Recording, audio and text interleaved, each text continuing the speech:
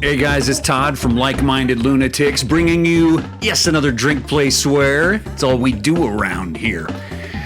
In fact, it's all the idiot's guide to being a middle-aged YouTuber told us we could do around here. I'm not on TikTok. Hey, while I'm thinking about it, please hit that subscribe button right there. Welcome back to Like-Minded Lunatics and welcome back to Drink, Play, Swear. This family of like-minded weirdos, degenerates, and runaways is getting bigger every day. We love to see how big, so please hit that subscribe button, bang, if you haven't done so already. Like-Minded Lunatics is not just me at Drink, Play, Swear. It's also my buddy and writing partner, Mark Gifford. He's got great stuff on the channel. Earlier this week, he was doing a Monday video matchup with my cousin Ricky. Check that out right there. It's a good one. They did the song Hurt, and they looked at the original Nine Inch Nails, and then, of course, the Johnny Cash cover. So if you love those two songs, and you like my two buddies running their mouths, it's going to be a good time, so I hope you check it out. All right, so I did the thing, bang, and I did the thing. Welcome back to Drink, Play, Swear. What is Drink, Play, Swear? Well, it's simple. It's exactly what it sounds like. I play a game, usually a classic one, pair it with a beverage, and I tell you a story. What do we got here today? It's Donkey Kong Country. This is exciting. Donkey Kong Country on the Super Nintendo Entertainment System. Pairing it today with another classic. And look, while I was setting up, I got started a little bit, but it's a Jim Beam and Coke. Get yourself something. Look how behind you are already. Don't let me down, you know. All right, so I didn't have this game as a kid. This was a renter for me. I don't know why I didn't beg for it, because it is a great game. It's a lot of fun. I've been playing a lot of Donkey Kong lately. Well, way back in the beginning of the channel, I played the original arcade Donkey Kong. You can check that video out right there. That's a good time. And just recently, I played Donkey Kong Jr. Check that video out if you haven't already. That's a good one. I wasn't very familiar with it, so it was fun. Just got me in a Donkey Kong mood, and thought, let's pick this one up and see what I can do with it. Let's see how terrible I can be. What? I don't appreciate that. Look, okay. You've heard me talk about it before on the channel. Some games I don't like when you have to get on the thing. I like when you get on the thing in this one. The Rhino is an effective, guy, and he operates like a regular character. It's not like Yoshi. No love for Yoshi, I'm sorry. I'm not gonna, you know what, we're not, oh, another secret area. Ooh. Oh, and he's mad too. Look at that. I don't know. I guess Diddy Kong has a bad temper. All right. While I'm getting settled here and into the game, let's get the story started. Just go, Todd. You know, you might be wondering, like, how do the people in this man's life actually put up with him? It's difficult. I mean, it's difficult to even live with myself, you know what I mean? So, well, I got the two of the birds, though. All right, the story today. I've told restaurant stories before, and I love, anybody who knows me or knows the channel knows that I love to talk about food. I talked about Indian food in New York City before. I talked about, what else? Great Italian food in Little Italy. Got the G, no big deal. Free life. What did you say? Did you say free life, free guy, one up, free man? It's like every group of friends had a different thing, and then when like the new kid came around to your house and played, and he called it the different thing, you'd be like, free guy. We said free man. Oh, cool! I got a free man. Yeah, that comes out naturally. In Super Mario Brothers, it actually says one up, so sometimes you'd say, I got a one up. But most of the time, free man. All right, so today what am I talking about? Well, guys, I live in South Texas and have for most of my life. I've got to get to Mexican food. So today we're talking Mexican food. And, you know, depending on where you live in the country, where you live in the world, I mean, really, even where you live in the state of Texas, Mexican food might mean very different things, right? I'll tell you right now, the stuff they're serving in Dallas, Texas is not the stuff that they're serving here down in San Antonio, which is also not the stuff they're serving in Mexico, and not the stuff they're serving in, like, interior Mexico. So hard to just call something Mexican food. But if you're from San Antonio or the area, when I ask you, hey, you want to go get some Mexican food, you know what I'm talking about. And my favorite place as a kid, which was my parents' favorite place as a kid, was a restaurant just like that. It was called La Posada del Rey, which I think means like the King's Inn, you know, or like the King's Residence, maybe. I'm not quite sure. But it was a place fit for a king. It was a fantastic place. And you know, every Mexican restaurant, folks who live in the area, oh, look, here's Grandpa just giving you advice. Snooze. Don't care about it, sir. If you had that much to say, you'd be out here adventuring with us. Go to bed. So, you know, some are like rowdy bars, like in San Antonio, you go to Chacho's. You're going to Chacho's to have like 12 margaritas and maybe some chips and salsa. But other places have different vibes. And La Posada del Rey was it was a sit-down place. It was quiet. It was dimly lit. And even though it was not expensive, it felt fancy. And this was the only restaurant where when we got there, me and my mom and my dad, the owner would come over and greet us personally. I don't know why. I don't know if my dad was just a really good tipper, or if, you know, my dad was in business. Maybe he, you know, went there, you know, with his work, and the owner just got to know him that way. But the owner was always super respectful to my dad, and it was like the only place we went, because, like, I mean, we're like middle-class people, maybe even lower middle-class people. We didn't go anywhere feeling like kings, you know, for sure, except for this place. I don't know what it was about the relationship between this guy and my dad, but we would walk in and he'd be, you know, working at the podium or whatever. And the second he saw my dad, he's putting everything down, he's dropping everything, he's coming right over. And first thing he would do, gentlemen, this is like, he was thin, he was well dressed, he had like kind of a poofy hair situation going on.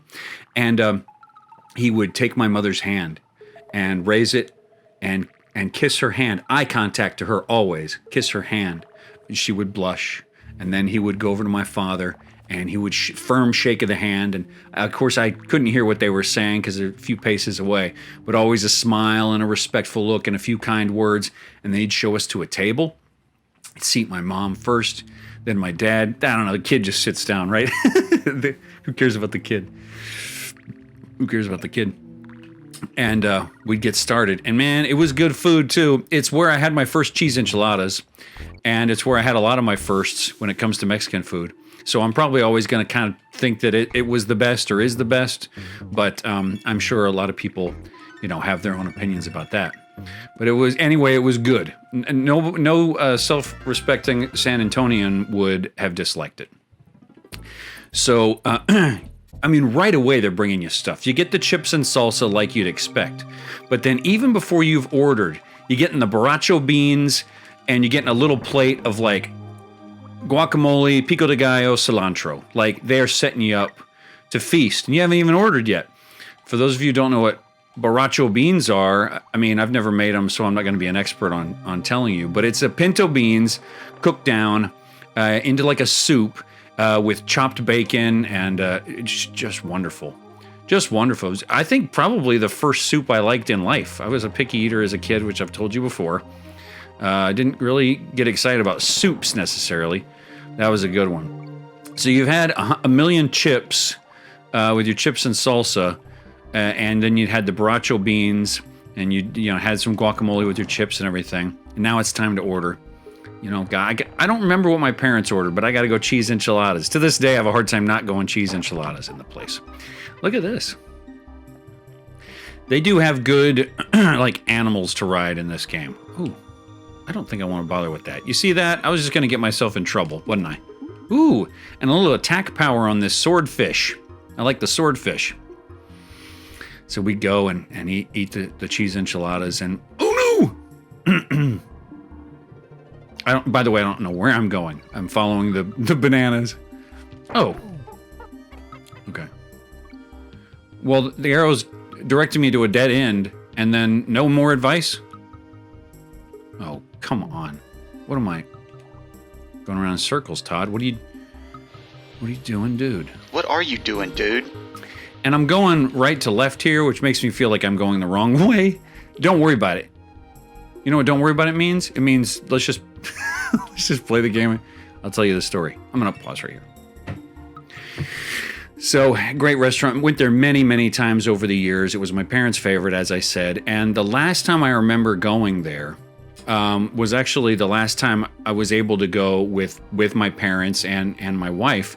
My wife and I had decided to move home from New York City after we finished our graduate degrees.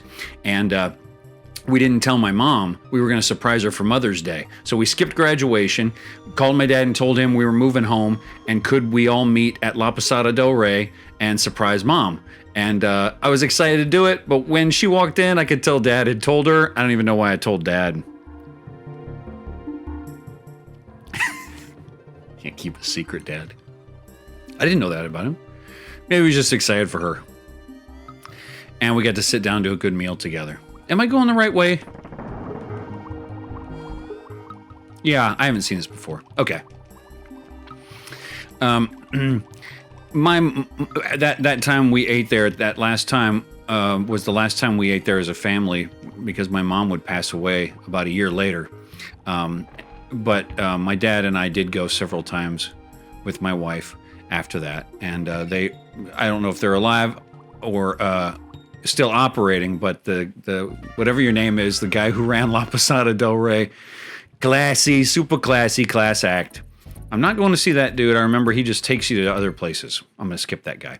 All right, so that was kind of a downer ending on the story, so I thought I would throw in a bonus Mexican restaurant story that has nothing to do with La Posada del Rey, but has to do with my mom getting drunk. Okay, well, she's not around anymore, so she can't be embarrassed about me telling this story to the internets.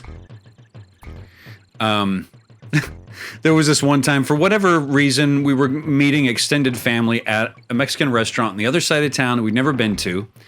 And so we went, and I already knew, even before I walk in the place, I'm going to get the cheese enchiladas.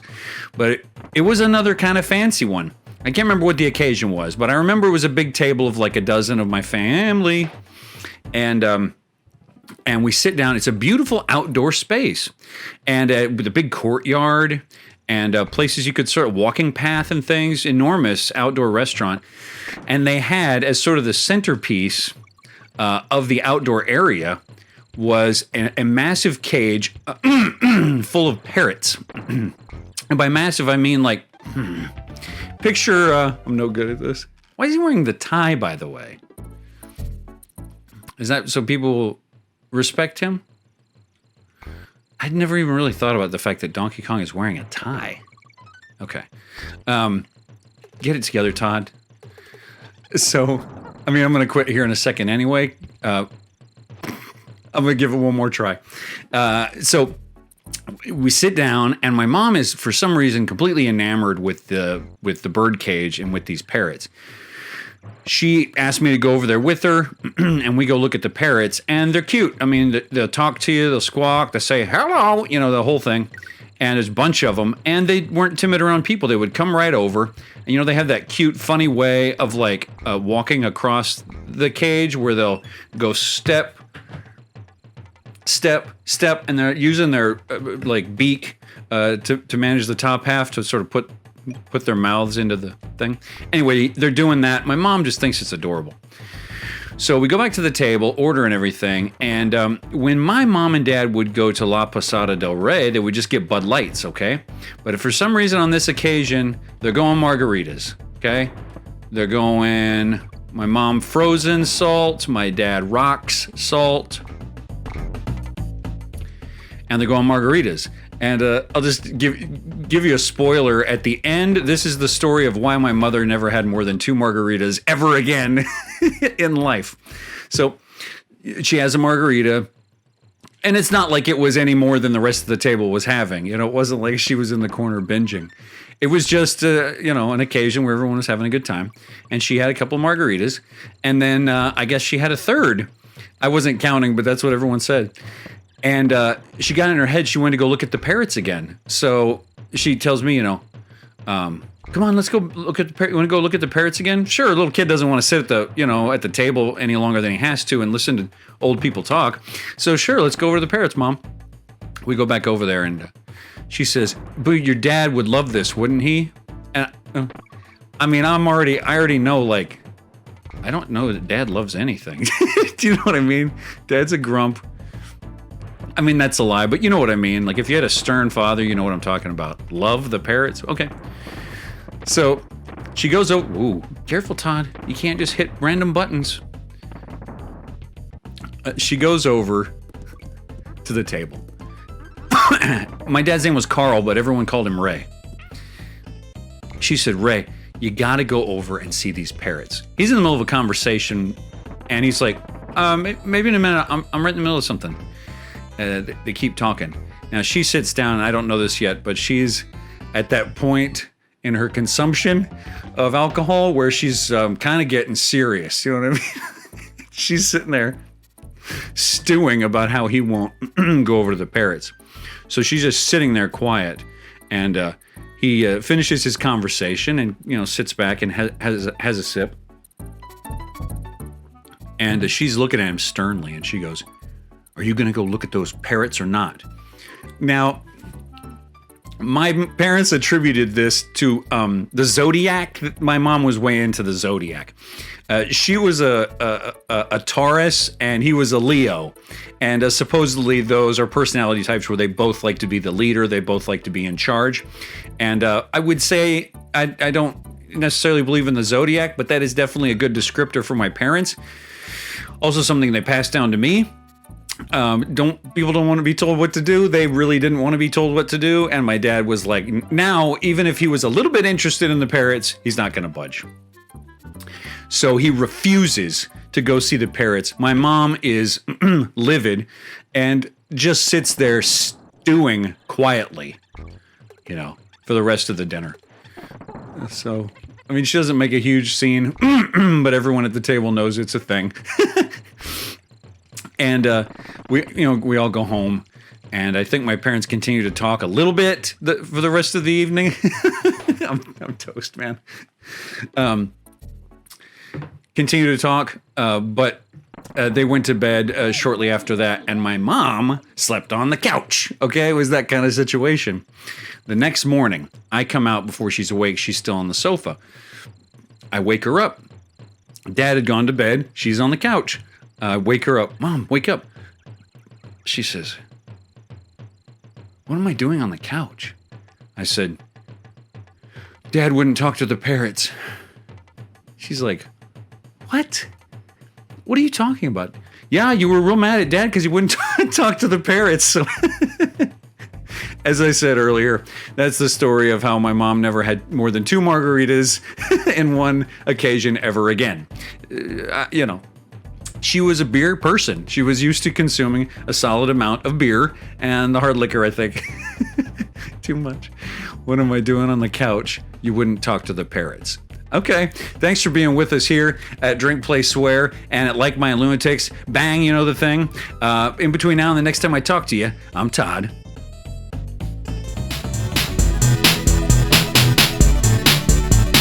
See ya.